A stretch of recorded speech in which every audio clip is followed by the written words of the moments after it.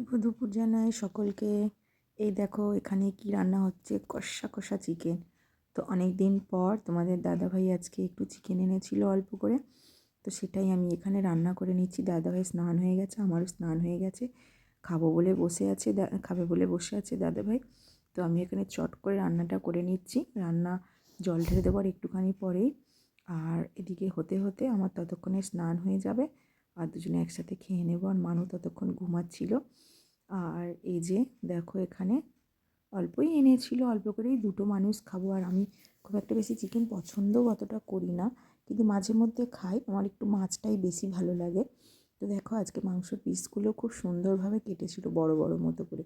অন্যান্য দিন আনে ছোটো ছোটো করে, আর ফ্রেশ একেবারে। যে চিকেনটা এনেছিল না, সম্পূর্ণ ফ্রেশ। তো দেখো আমি এখানে খুব সুন্দর করে ভালো করে বানিয়ে নিচ্ছি। আর দাদা ভাইয়ের জন্য একটা কষা তুলে রেখেছিলাম, ও খেয়েছে। তো এখানে চাল ভেজানো আছে। তো ভিডিওটা কেমন হয়েছে জানিও। টাটা।